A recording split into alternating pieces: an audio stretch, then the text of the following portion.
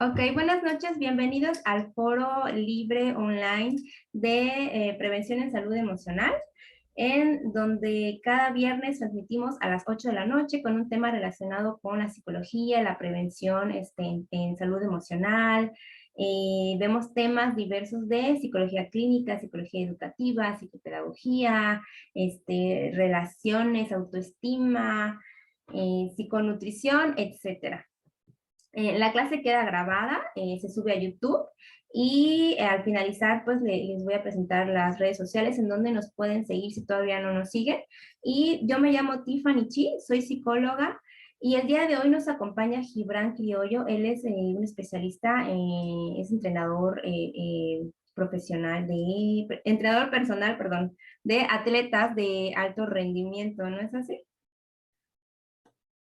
Ok, el Sí, día de así hoy es. nos acompaña con el tema de los alumnos neurodivergentes y la formación autodidacta. Entonces, le dejo el espacio a Gibran y pues te escuchamos, Gibran. Bienvenido. Muchas gracias, Tiffany. Buenas noches a todos. Espero que me escuchen y me vean bien. Si no es así, pues me avisan si se corta en cualquier momento la transmisión. Y bueno, sí, bueno, me llamo Gibran Criollo.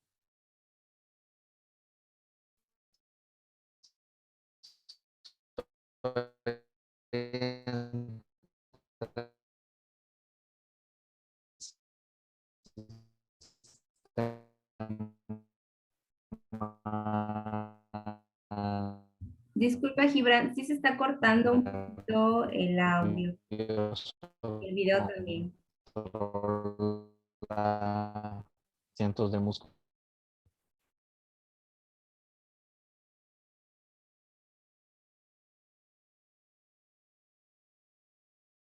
Mm,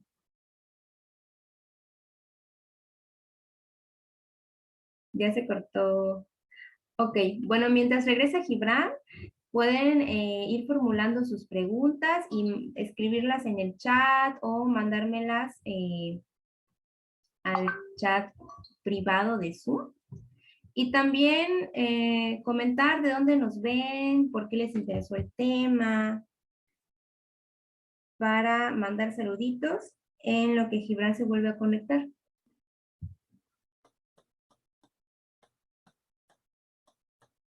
Buenas noches, Marisol, Janet, Beatriz, Wendy, qué gusto tenerte otra vez acá en el canal, como siempre.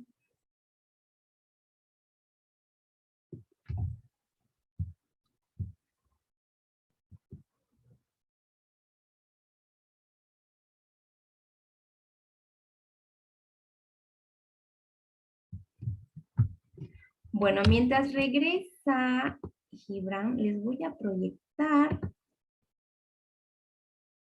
un poco. No, para nada es tarde, Wendy, aquí estamos iniciando apenas. Esto todavía está empezando.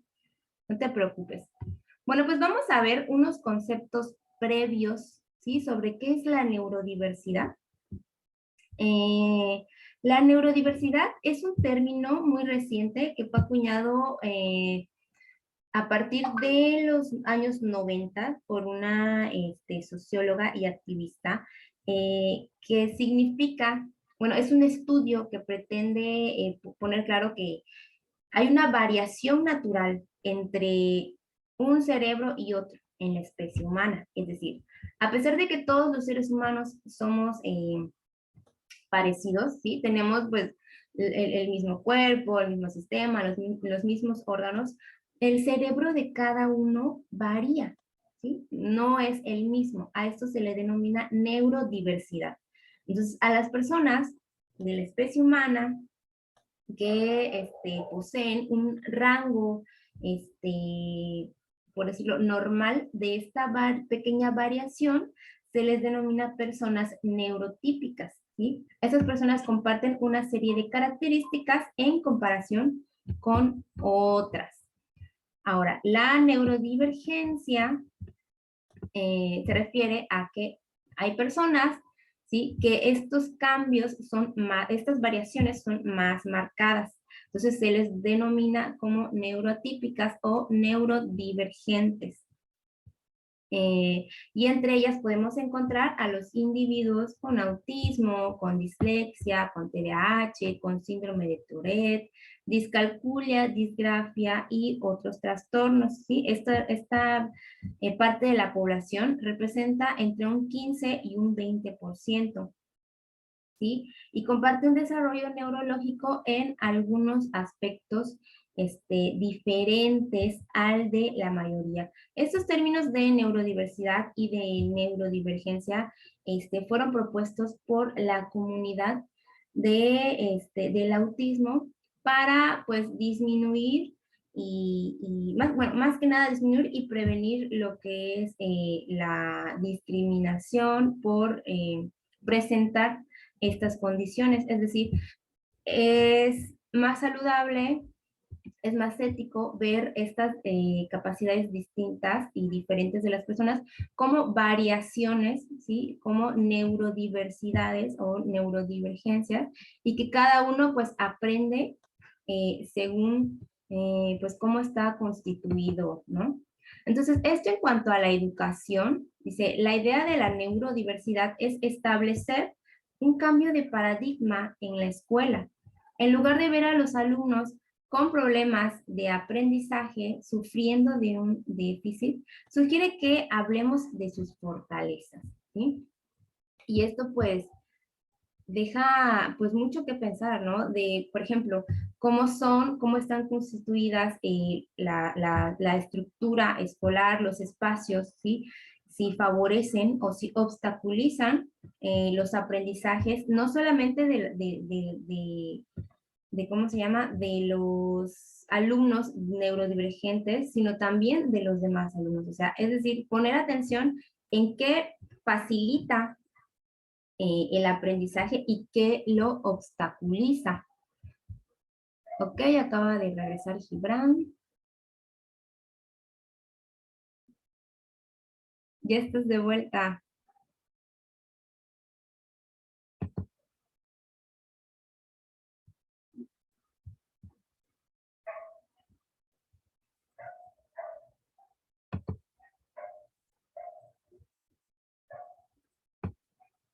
Ya estás.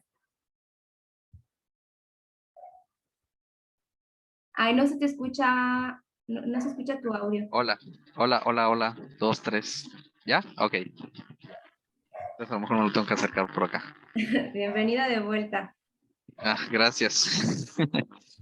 Este, perdón, ¿estaban en algo?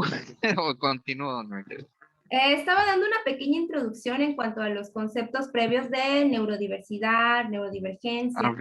cómo Ok. se aplica en la educación. Pero te escuchamos. Adelante. Ok, perfecto. Pues bueno, estaba diciendo que a mí me interesaba el tema del sistema nervioso y cómo este controla el movimiento del cuerpo humano, porque a mí siempre me ha interesado la ciencia y los deportes.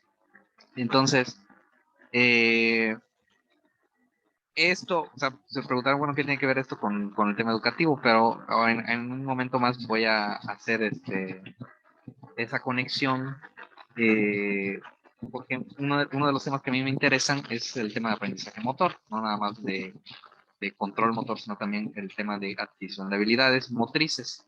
Entonces he visto que las habilidades motrices o la adquisición de habilidades motrices lleva un proceso de aprendizaje muy similar al proceso de, por ejemplo, aprender un nuevo idioma, aprender cualquier otra habilidad intelectual, eh, o cualquier otro tipo de aprendizaje, ¿no? Entonces, y luego, y ya esto que tiene que ver con neurodivergencia, el asunto aquí es también que hablo desde mi experiencia propia como persona dentro del espectro autista y todo esto y todos los retos a los que me he enfrentado en el sistema educativo tradicional. Y no soy pedagogo, pero desde mi experiencia he podido comprobar que el, el sistema tradicional tiene ciertas fallas metodológicas y que a veces hay que echar mano de una metodología más personalizada, más basada en la persona para eficientar los procesos de aprendizaje. Entonces, en mi caso, por ejemplo, ya hablo ya de manera muy personal, pues la secundaria, la preparatoria y la carrera, pues básicamente las he estado haciendo, o las he hecho, o las he estado haciendo de manera autodidacta. Entonces no tengo una formación o sea, sí tengo mis formaciones oficiales bajo el sistema tradicional, pero usando el sistema de educación para adultos. Esto es tomando exámenes, tomando certificaciones, tomando cursos y no asistiendo a un aula de manera presencial. Que también esto se ha puesto de moda últimamente con lo de la pandemia y entonces ya no hay clases presenciales, sino que ya todo es a distancia y muchos alumnos que también han tenido que salirse del sistema tradicional por cuestiones económicas o cuestiones bueno, sociales también, cuestiones familiares, cosas que les han venido a afectar y que han tenido que continuar su formación educativa de manera autodidacta. Entonces, tengo experiencia como autodidacta porque me he formado en varios temas de ciencia, específicamente ciencias exactas, matemáticas, física, fisiología, anatomía, y no he asistido a una escuela como tal. No he cursado la universidad de manera presencial, pero pues todos los conocimientos que tengo los he adquirido de manera autodidacta. Y luego está el tema de que tengo la condición Asperger, entonces eh, puedo entender cómo procesamos la información, de hecho la procesamos de manera diferente, cómo eh, esto repercute en la forma en cómo aprendemos, que es diferente a la manera neurotípica de abordarlo, ¿no? Eh, entonces, a continuación voy a hablar un poquito eh, las corrientes de psicología que aplico con los atletas, porque me parece importante mencionar que la filosofía que manejo, o la metodología que manejo para entrenamiento y para optimizar el aprendizaje motor, pues está basado en varios años de investigación que se remontan a, bueno, autores como James Gibson, que es el padre de la psicología ecológica, Nikolai Bernstein, que es un neurofisiólogo ruso autodidacta precisamente de, contemporáneo de Pavlov, pero que siempre estuvo a la sombra de Pavlov, eh, y pues que nadie conoce en Occidente, muy pocos, pero nada más a partir de las traducciones de Mark Latache, un físico que tradujo un físico ruso que tradujo sus obras del ruso al inglés, y los occidentales hemos tenido acceso a sus trabajos. Los trabajos de Franz Bosch, entrenador, un licenciado en educación física holandés, que es maestro de mi maestro personal, o sea, quien me dio clases en Holanda, porque me especialicé en alto rendimiento en Ámsterdam, y eh, Franz Bosch ha escrito libros que han sido eh, que han sido fundamentales en el campo de aprendizaje y control motor, porque ha venido a revolucionar la manera en cómo vemos el entrenamiento de la fuerza. Y Franz Bosch y Nikolai Bernstein y James Gibson tienen muchas metáforas y analogías muy bonitas que ejemplifican cómo eh, cómo se da el proceso del aprendizaje. Eh, por ejemplo, se menciona mucho quienes han practicado un deporte o han ido a un gimnasio, van a escuchar mucho que los entrenadores van a estar corrigiendo la técnica de manera verbal. Entonces, esto quiere decir que eh, el entrenador llega y empieza a dar indicaciones de cómo ejecutar un movimiento de manera muy específica. Por ejemplo, dobla más las rodillas, gira más la cadera, no metas los hombros o cualquier otra indicación verbal acerca del movimiento del cuerpo. Y supuestamente estas indicaciones verbales o estas correcciones van a hacer que el movimiento mejore o que el cuerpo aprenda a moverse mejor o a corregir ciertas posturas y el cuerpo va a aprender a cuidar esas posturas o aprender de esas posturas. Sin embargo, resulta que al cuerpo, dice Franz Bosch, menciona Franz Bosch en uno de sus libros, el cuerpo no le interesa lo que el entrenador tenga que decir acerca del movimiento. Y yo cuando leo esto, por primera vez, primero que me impacta y luego digo, no nada más se aplica a deportes y al entrenador como guía de, del atleta, sino también se puede aplicar a un psicólogo y su paciente, a un maestro y un alumno, o sea, la relación maestro-alumno, psicólogo-paciente, entrenador-atleta, es muy parecida porque uno es guía de un proceso que no le pertenece, claro, es un proceso que le pertenece al atleta, que le pertenece al alumno, que le pertenece al paciente. Entonces uno no puede venir y darle instrucciones precisas de qué es lo que va a hacer y en qué tiempo lo va a hacer, porque el cuerpo es muy independiente de las indicaciones verbales y de nuestras intenciones como entrenador, como psicólogo, como terapeuta, de querer eh, dar una instrucción precisa y que se ejecute tal y como estamos queriendo que se ejecute. Porque sucede que, sobre todo en niños, sucede que cuando uno trata de corregirles el movimiento, regresan al vicio anterior. Es decir, a uno le dice tira la pelota de esta manera, y quizá la primera repetición se la hace bien, pero ya la segunda se degenera el patrón de movimiento y regresa a lo mismo. Y entonces el entrenador empieza a volverse loco y entonces empieza una violencia contra el niño. Y, y resulta que no es la manera más eficiente de enseñar a corregir, o sea, de corregir un patrón de movimiento, sino que es el cuerpo aprende a partir de las fuerzas eh, que, que le impactan. Es decir, fuerzas de compresión, fuerzas de tracción o la fuerza de gravedad. El cuerpo aprende a partir de esas fuerzas a reconstruir los tejidos y a reconstruir patrones de movimiento. Entonces, no, la instrucción verbal, al contrario, es perjudicial porque hay, hay Gabriele Wolf, una psicóloga de la Universidad de Nevada, menciona un concepto que se llama reinversión de la atención o la atención interna.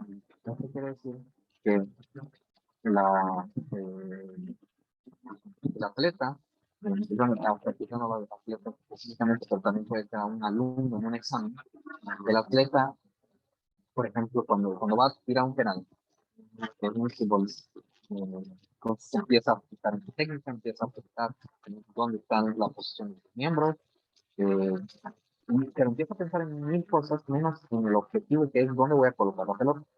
El objetivo es externo. Empieza a utilizar su atención en el cuerpo y eso genera más presión y más ansiedad. Entonces, lo que sucede es que falla el objetivo, no ejecuta correctamente, no logra. Entonces, cuando el atleta, en cambio, se enfoca en el objetivo externo como un faro que guía su movimiento, el cuerpo se autoorganiza. Ese es otro concepto. La autoorganización es un concepto de los sistemas complejos que es muy poderoso. O sea, el cuerpo no, el cerebro no es el principal, el comandante central de todo, o sea, no es el CPU del cuerpo. El movimiento se organiza de manera bottom-up, de manera descentralizada. Es decir, los músculos tienen una arquitectura que les permite aplicar el movimiento sin necesidad de intervención del sistema nervioso. Eh, es decir, cuando el cuerpo se ve ante una perturbación externa, los músculos actúan como amortiguadores internos y amortiguan y trasladan las fuerzas perturbadoras del ambiente o del contacto con el suelo o del contacto con un oponente, las trasladan a otras partes del cuerpo lejos de los puntos rojos, los puntos propensos a lesión. Y esa es una habilidad que se entrena, pero también es, que no es posible la intervención del sistema nervioso, porque el sistema nervioso es muy lento para compensar esos errores. Cuando uno se dobla el tobillo, cuando está caminando o corriendo, esto sucede de manera prácticamente instantánea. El impacto y el contacto con el suelo es de manera instantánea y el sistema nervioso necesita unos 100 o 150 milisegundos, específicamente el sistema proprioceptivo, en hacer el feedback y regresar compensar el error. Entonces es demasiado lento el sistema nervioso para controlar todas estas variables que son tan rápidas y necesita echar mano de la arquitectura muscular y de la arquitectura y del material biológico que son el sistema músculo bueno, todo este rollo, como acabo de echar, tiene a lo que voy es que el sistema de control es descentralizado y que el cerebro no es tan importante como se cree para controlar el movimiento. Y eh,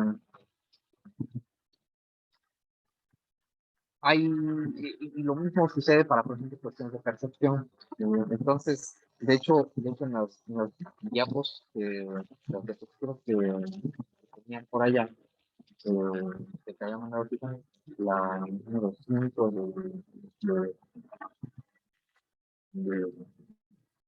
del libro de Anthony Chonero sobre cognición corporizada, cognición radicalmente corporizada, donde vemos que tenemos el ejemplo clásico de una persona que va a cruzar la calle y nosotros calculamos perfectamente si podemos ganarle al auto que viene o no, pero no hacemos un cálculo computacional dentro de la cabeza, sino que tenemos una variable de percepción que se llama tau, que es una variable que está en la retina, y solamente es una variable geométrica, un cociente, una relación de triángulos similares, triángulos semejantes, un programa matemático muy básico, que explica cómo la imagen en la retina se va expandiendo a través de un flujo óptico, una especie de campo vectorial que se abre en la retina. Y esto es sin necesidad de computar velocidades, sin necesidad de computar la velocidad del auto con respecto a mi velocidad con respecto a o mi posible velocidad o mis estados, estados internos como cansancio, actividad, etc. O sea, el cerebro no tiene que computar todas esas variables, sino que se simplifica a través de la percepción directa que hoy habla el James Gibson. ¿Por qué menciono esto? Porque la percepción directa nos facilita, ok, la percepción directa nos facilita entender cómo percibimos el mundo. No necesitamos representaciones mentales, cosas como representaciones mentales o un cómputo neurológico complejo no es necesario. Eh, la percepción es bastante sencilla. La percepción, por ejemplo, de si podemos trepar o no ciertas estructuras, el cuerpo toma en cuenta ciertas relaciones entre, por ejemplo, la longitud del fémur con respecto a la cadera, con respecto a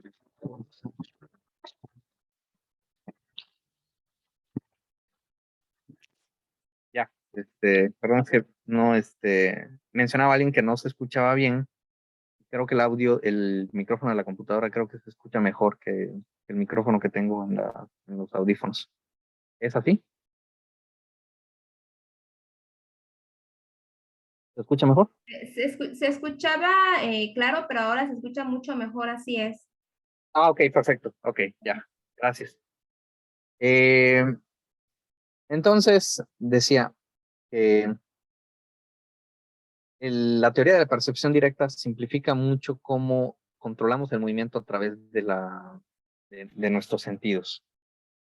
También explica cómo seres neurológicamente inferiores a nosotros, como la mayoría de los animales, o sea, que no tienen un pensamiento abstracto, pueden hacer esos mismos cómputos sin necesidad de tanta complejidad neurológica. Y en la siguiente diapositiva, de hecho, viene el ejemplo del Alcatraz del Norte, no estoy mal, donde vemos que las aves usan el mismo sistema de flujo óptico para controlar sus movimientos y moverse en ambientes complejos. Pues el mundo es complejo, lleno de perturbaciones, variaciones estocásticas impredecibles, y tenemos el flujo óptico es como un videojuego en primera persona, donde uno se va acercando a un objeto y la imagen se va expandiendo radialmente alrededor del, del centro del campo visual. En la siguiente diapo también viene la explicación geométrica, la explicación matemática de cómo esto sucede, ¿no? No me voy a ahondar en esto, pero básicamente es una relación de triángulos semejantes donde el triángulo las relaciones del triángulo que se forma en la retina es muy similar al triángulo externo que se forma entre el ojo y el objeto que se está visualizando. Entonces, bueno, esto de nuevo lo menciono porque es importante para entender la teoría de affordances que viene en psicología ecológica de Gibson y, eh, y bueno, que todas estas cosas no pueden ser eh, controladas completamente. Si no son controladas completamente por el organismo, no pueden ser controladas, mucho menos son controladas por un agente externo al organismo, como puede ser un terapeuta, un maestro, etcétera. Eh, Tiene que echar mano de recursos implícitos. Entonces, las técnicas que se usan en aprendizaje motor van más enfocadas en optimizar el movimiento a través de eh, pistas o cues, pistas implícitas, tácitas, eh,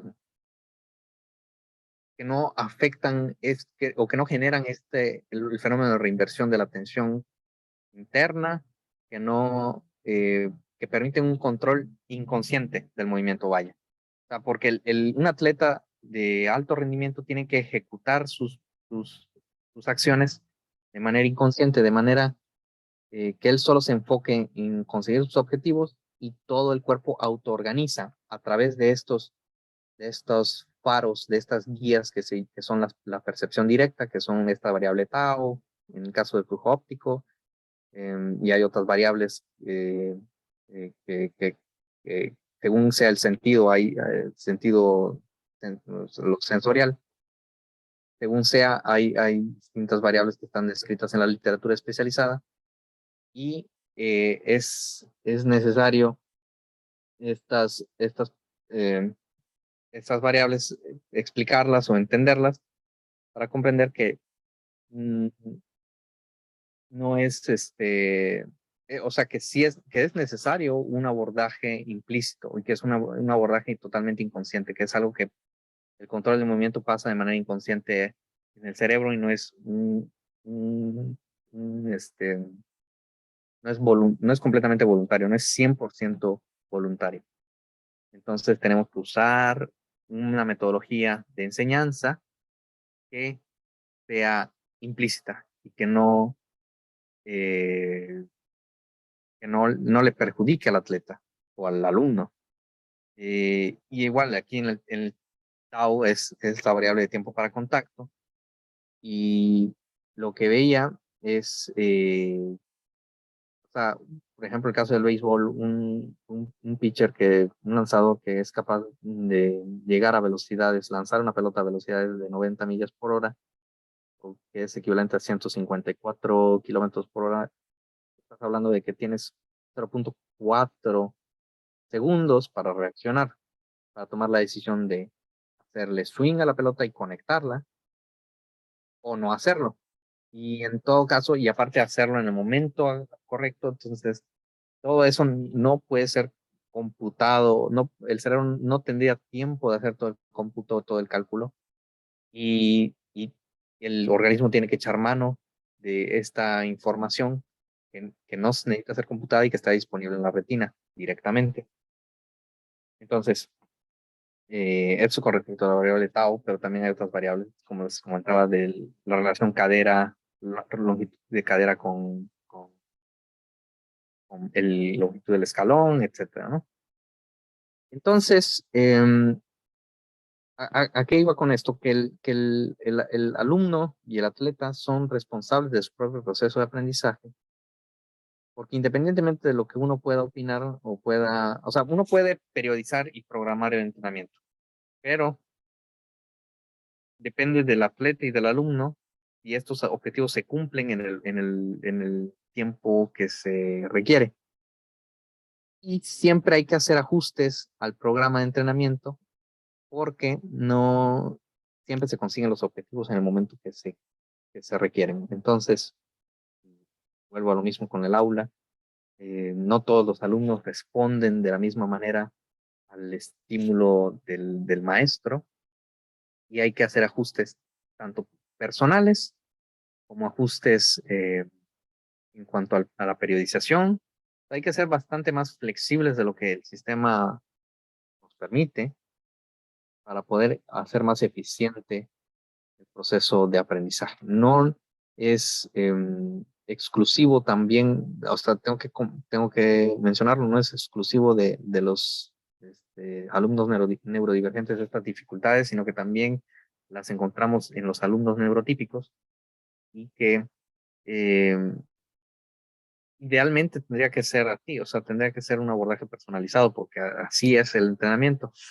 Y incluso también en el sistema musculoesquelético, no todos los músculos son iguales y necesitan estímulos diferentes. Entonces, entendiendo que los seres humanos son diferentes y que también hay diversidad neurológica, eso pues da la pauta de que haya diferentes estilos de aprendizaje y de que el maestro es responsable de ser un guía del proceso autónomo de aprendizaje que cada alumno posee. Entonces, se habla mucho en las corrientes de entrenamiento que menciono o que practico, se habla mucho de esta eh, autonomía, de esta independencia, de que el entrenador tiene que aprender a no ser tan metiche o no ser tan protagonista, porque siempre uno se anda colgando la medalla de yo hice a tal atleta, o gracias a mí el alumno tal hizo tal cosa, pero lo hace más bien a pesar de nosotros como profesionales, que nosotros nada más estamos acompañando un proceso y eh, no somos quienes para acelerar o desacelerar o sea, no tenemos un control completo del proceso, vaya, sino que nosotros, y la analogía que pone Franz Bosch es muy bonita somos como jardineros creciendo una planta, y la planta crece a sus ritmos y a sus tiempos, y no, eh, y los jardineros solamente son responsables de darle a la planta el ambiente, la nutrición necesaria, el agua, el sol que necesitan, y la planta florece o da sus frutos en sus tiempos. Entonces, nosotros como entrenadores, o como psicólogos, o como maestros, no somos, no tenemos control completo de esa situación, de ese proceso, y son los alumnos los que, al final de cuentas, son los protagonistas del proceso de aprendizaje. Y bueno, ¿qué tiene que ver esto con la neurodivergencia? Pues que los alumnos neurodivergentes ciertamente tenemos más dificultades para ajustarnos a, a lo tradicional, al molde, o sea, rompieron el molde con nosotros, entonces no sí, se requieren ajustes razonables más precisos que los que el sistema provee. Y, y aparte estamos hablando de una discapacidad psicosocial que es invisible y a diferencia de las discapacidades motrices que son evidentes y que se hacen ajustes como rampas y accesibilidad en la infraestructura, no se hace accesibilidad en la currícula o en el plan de estudios y bueno, eh, eh, hay dificultades para integrar a estos alumnos que presentan una condición que es invisible, que no es tan evidente como otras. Así Y sí, Disculpen, creo que ya me estoy pasando. Julián. No, sí, lo que pasa es que estamos a un minutito que se acabe la sesión. Ya ven que Sí, por el claro. momento tenemos el Zoom gratuito, pero si gustan apoyarnos en el canal, ya saben. Pues muchísimas gracias por tu información. De verdad, me quedé con muchas dudas y Sí. eso es realmente, o sea, eso es bueno. Eso es bueno. Tengo acá 2 hojas de apuntes que me gustaría seguir tratando, hablando y de verdad es un tema muy, muy interesante.